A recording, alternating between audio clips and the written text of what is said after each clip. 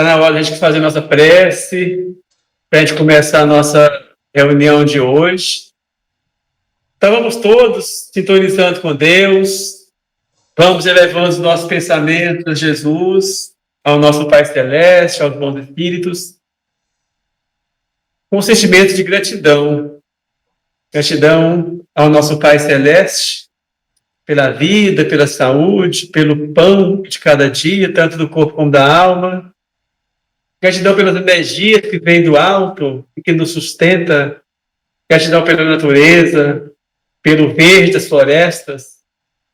Gratidão por permitir nós aspirarmos ao ar maravilhoso que é produzido aqui no planeta.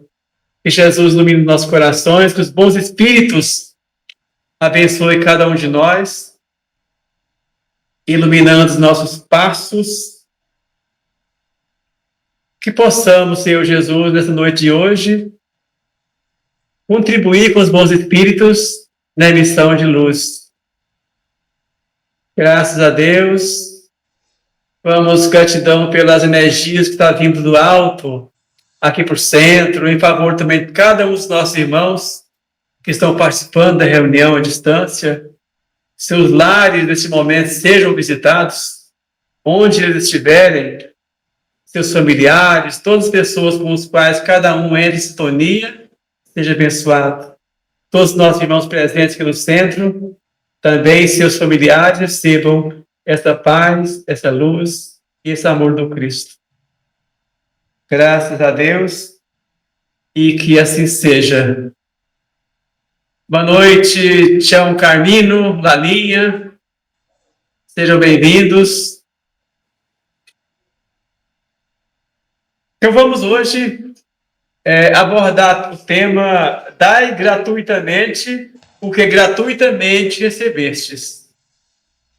O que nós podemos entender por dar de graça o que de graça que nós recebemos? Aqui o Jesus fala dos dons espirituais.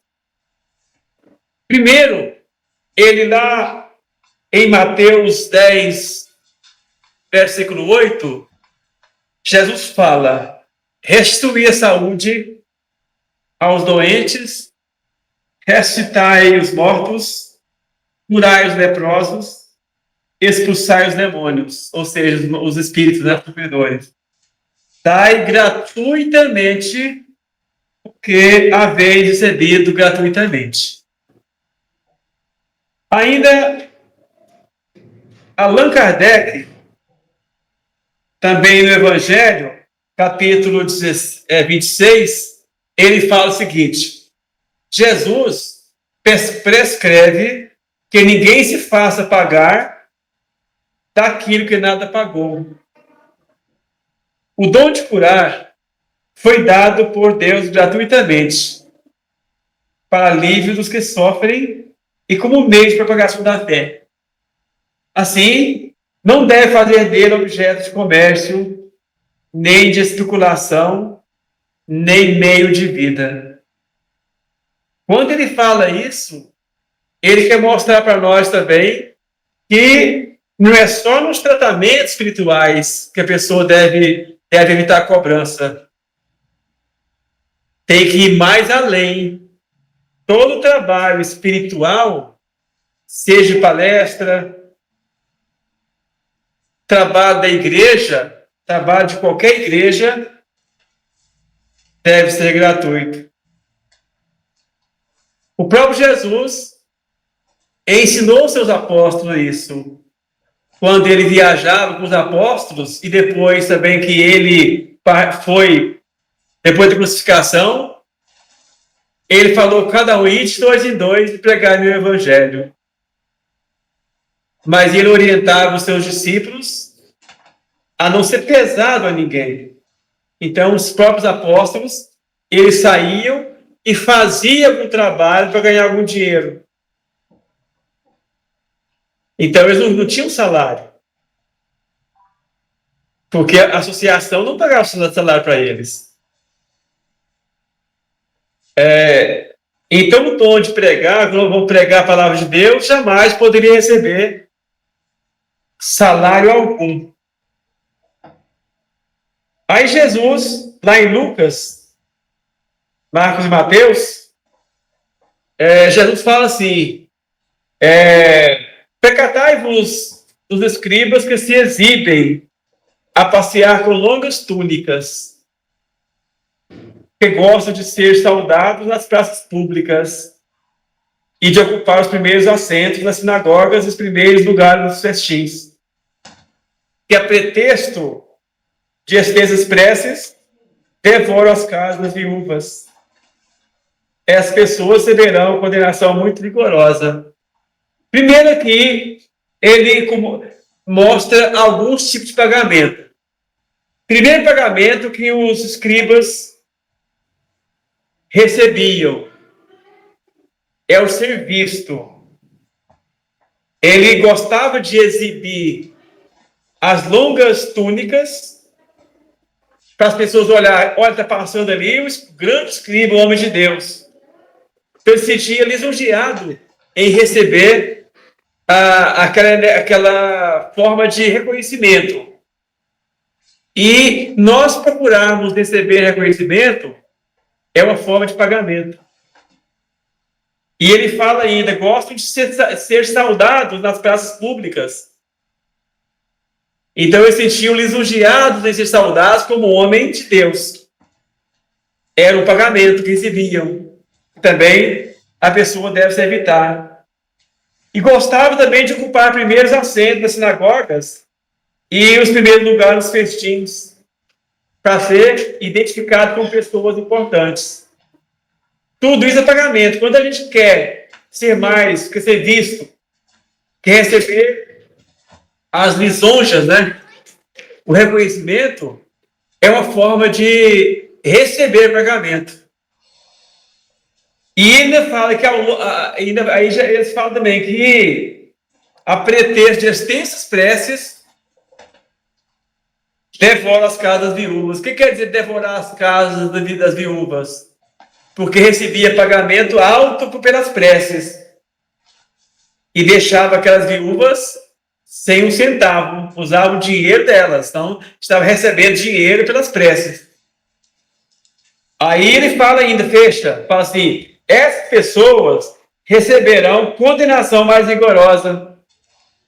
Ou seja, então nós seremos punidos pelo nosso próprio coração, pelo que nós fizermos das preces pagas. Aí o Allan Kardec, no Evangelho, ele fala o seguinte, ora, uma de duas. Deus mede ou não mede as suas graças pelos números das palavras. Vamos pensar então. Será que Deus mede? Se eu fizer uma prece aqui para Francisca, usando 45 palavras, ou faço outro para a Sônia, usando 10 palavras, qual das duas que Deus vai atender melhor? Será que Deus vai atender mais do que eu fazer pela Francisca, porque foi 45 palavras? Então, nós pensamos bem. Então, Deus não mede por palavras. Mede por sentimento. Uma palavra dita de coração vale mais do que 200.000 ditas de qualquer maneira, sem sentimento, com orgulho, com inveja, com ciúme. Então, não é por quantidade que nós vamos ser atendidos, mas por sentimento. Aí, ele continua falando. Se Deus não mede por quantidade, por que então a gente vai falar muitas palavras, fazer uma prece bem longa e cobrar muito dinheiro, porque estou fazendo uma prece muito longa. 2 horas de prece. Então vou receber mais. Se 2 palavrinhas em 1 minuto valeria a mesma coisa. Aí não dá para entender. E se Deus mede por quantidade de palavras, Deus estaria favorecendo quem pode pagar pelas preces. Aí ele fala ainda, se estas forem necessárias, muitas, né, em grande número, por que dizê-las poucos por aquele que não pode pagar? É falta de caridade. Se uma só basta, se uma palavra só basta, é inútil dizê-las em excesso. Por que então cobrá-las? Se basta uma palavra. Para que cobrar o preço alto se basta uma palavra, né? Aí fala que é prevaricação. Então Kardec quer mostrar para nós que mostra bem clara que as preces nunca podem ser pagas. Jamais alguém pode dizer, fazer uma prece, vem cá, eu cobro de você, você vem me paga R$200, eu faço a prece para você. Então isso é a coisa mais absurda perante as leis de Deus. E por que isso é absurdo? Porque quem atende é Deus. São os bons espíritos. Como que eu posso cobrar por uma coisa que sou eu que vou fazer? Como que eu posso cobrar por uma cura? Se eu imponho as mãos e a pessoa fica curada, como que eu posso cobrar pela cura se a cura não depende de mim? Depende de Deus. Depende dos espíritos. Quando vamos um passe, como é que eu vou cobrar pelo passe? Se quem está mandando a energia mesmo sou eu. Quem está mandando é o espírito que está ali junto da gente, colocando energia curadora. É isso que mostra, então, Allan Kardec. E qualquer comércio, né, com a palavra de Deus ou qualquer outra coisa no templo, Jesus já condenou. Fala que eles, aqui lá em Marcos, capítulo 11, verso 15, e Mateus 18, diz o seguinte: eles vieram em seguida a Jerusalém. E Jesus, entrando no templo, quando fala eles, seriam os discípulos, né? Seria Jesus e os discípulos.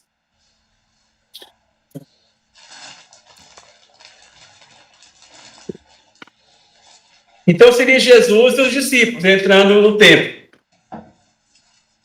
Aí Jesus começou a expulsar dali os que vendiam e compravam. Então lá dentro do templo, que era uma casa de oração, estava cheio de barraquinha, vendendo coisas, vendendo galinha, vendendo porco, vendendo produtos manufaturados e todo tipo de produto ali sendo vendidos. Mas Jesus não queria dizer nem só aquilo. Jesus queria dizer que nada no templo deve ser comercializado. A fé também não deve ser comercializada. E os instruía dizendo: não está escrito, minha casa será chamada casa de oração por todas as nações? Entretanto, fizeste dela um covil de ladrões. Então, em vez de uma pessoa usar a igreja para fazer o bem, usa para roubar, segundo o próprio Jesus. Então, isso são palavras minhas, palavras do Cristo. E pergunta: isso mudou? Hoje ainda não continua a mesma coisa? As pessoas não estão enriquecendo pela igreja? Dirigentes de igreja não estão enriquecendo?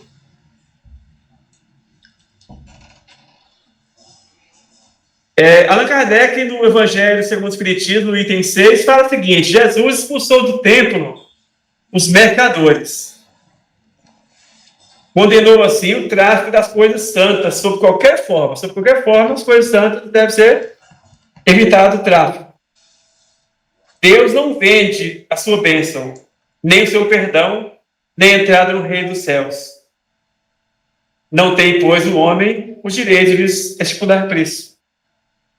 De qualquer bênção é gratuita, porque Deus distribui gratuitamente os dons. O Allan Kardec ainda fala o seguinte: a mediunidade é coisa santa, que deve ser praticada santamente. Ele fala assim: o médico dá o fruto de seus estudos. O médico estudou 6 anos na faculdade, mais não sei quanto tempo de especialização, residência e tudo mais. Aí ele vende um sacrifício penoso dos seus estudos. Aí ele pode vender? Pode, porque ele não está vendendo, não é as bênçãos de Deus, ele está trabalhando com a ciência. Aí Kardec ainda fala que o magnetizador dá o seu próprio fluido, pode ir por preço. O médium curador transmite o fluido salutar dos bons espíritos. Então, o médium, os fluidos que ele transmite são deles. Os frutos são dos bons espíritos. Então, os fluidos são dos bons espíritos. Como é que ele pode cobrar por uma coisa que não é sua? O dom de profecia, o dom de ensinar o evangelho, como que eu posso cobrar, trabalhar e receber pelo trabalho feito? Porque é um dom de Deus, né? O dom da palavra é o dom de Deus, se eu estou pregando o evangelho. A mediunidade, porém, não é uma arte, nem um talento, pelo que não pode tornar-se uma profissão. Então, mediunidade não deve ser profissão. Ela não existe sem o concurso dos espíritos. Faltando os espíritos, já não há mediunidade. Por isso que você não pode pôr preço. Porque a mediunidade só existe se tiver os espíritos. Se não tiver os espíritos, não existe. Daí vem não haver no mundo um único médium capaz de garantir a obtenção de qualquer fenômeno espírita em todo instante. Então o médium pode chegar ali e garantir, o fenômeno tal vai acontecer. Não é ele que vai acontecer. O fenômeno vai vir pelos bons espíritos, pode garantir, por exemplo, que tal hora vai ter comunicação do espírito tal. E se ele não vier comunicar?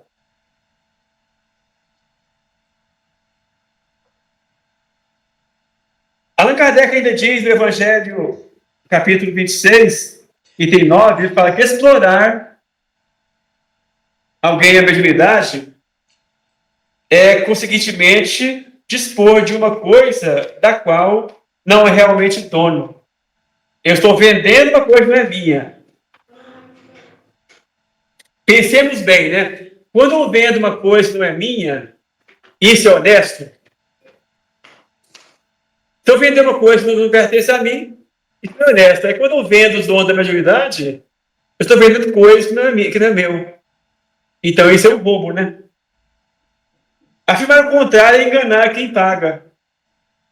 A mais, não é de si próprio que o explorador dispõe, é do concurso dos espíritos, das almas dos desencarnados, que ele põe o preço de moeda. Essa ideia causa instintiva repugnância. Aí, por que se fala por aí que Moisés proibiu a comunicação com os espíritos?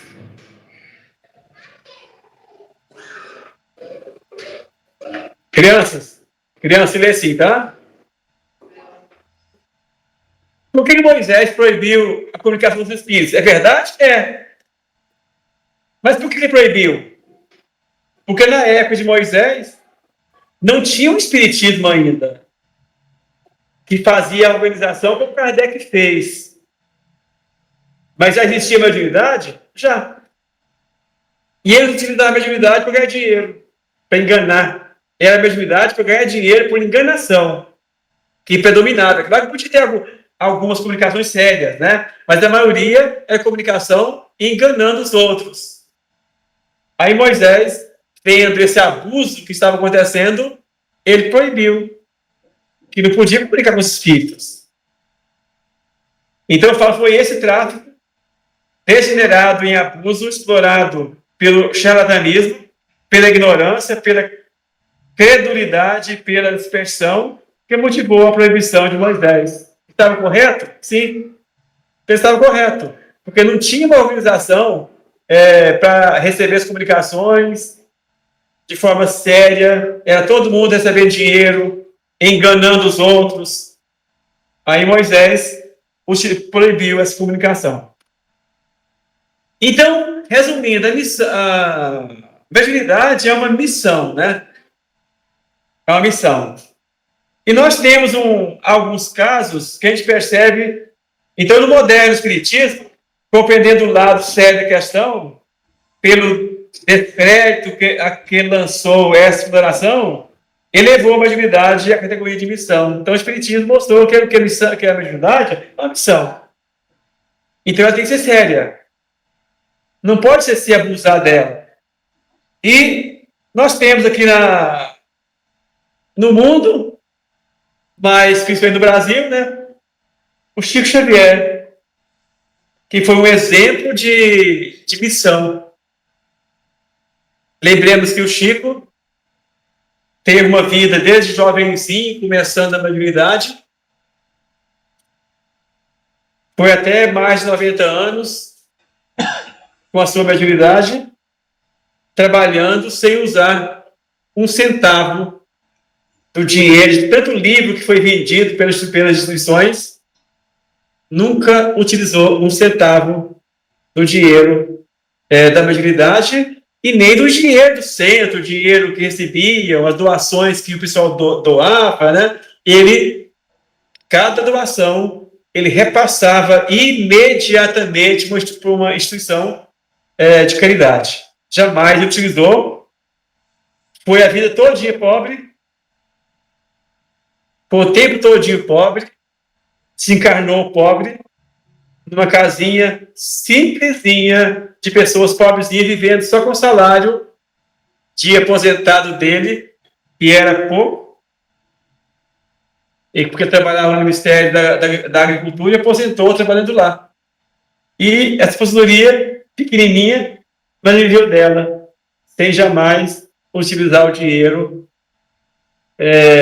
que é doado para o movimento.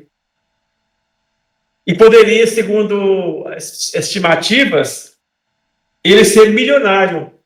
Porque se ele utilizasse o dinheiro da venda dos livros, ele seria milionário. Mas ele cumpriu realmente a missão de médium. A missão do homem íntegro, que trabalhou com a mediunidade sem jamais utilizar materialmente dela, sem fazer o tráfico, cumprindo o ensino do Cristo, falando que a casa do meu pai não deve ser casa de comércio, mas é casa de seriedade, de trabalho no bem. Então, aí mostra esse exemplo. Mas aí tem muitos outros mensageiros, né, que fizeram um trabalho bonito, mesmo não se... Por exemplo, se você analisar alguns trabalhos como a Teresa de Calcutá, né? A Santa Teresa de Calcutá, por exemplo, também ela sendo católica, lá naquele grupo que ela dirigia, ela viveu pobre, ela movimentava bastante dinheiro para cuidar ali do grupo, mas ela viveu pobre a vida toda, porque trabalhando com o dom da mediunidade, embora não era reconhecido como mediunidade, né? Porque na época dela, eu não estudo, a Igreja Católica não trabalha isso como sendo mediunidade, mas trabalhava os dons dela de forma gratuita, jamais pôs preço. Trabalhou a vida inteira sem ganhar salário para se manter, mas lutou e venceu, né, com dignidade a missão da mediunidade, de certa forma, né? Não era chamado de médium, mas que a mediunidade é isso. É esse dom que tem do trabalho de comunicação com os espíritos. E ela comunicava com os espíritos, né? Muitas vezes nós nem percebemos, né? Todos nós comunicamos com os espíritos. Alguns sabem com quem está comunicando, ou sabem diretamente que está, mas estamos comunicando. Eles estão passando mensagem para nós todo o tempo. Ou nós somos intermediários dos bons, ouvimos os bons e praticamos, ou ouvimos os maus e também praticamos o mal. Então, a gente sempre é intermediário deles. Agora, pode ser que a gente é intermediário dos bons ou dos maus. E muitas vezes nós somos dos maus. É importante que a gente se cuide para a gente trabalhar com mediunidade, mas do bem. Recebendo as mensagens boas dos bons espíritos. Era isso, né, que a gente ia falar hoje. Eu agradeço, né, a cada um que está aqui presente, os que estão presentes pelo aplicativo. Que Jesus possa abençoar cada um dos nossos irmãos, seus lares, amparar cada um, levando muita luz, que todos tenham uma ótima noite. E eu passo a palavra para o nosso irmão Agilon, que vai fazer a prece agora de encerramento e parte à distância.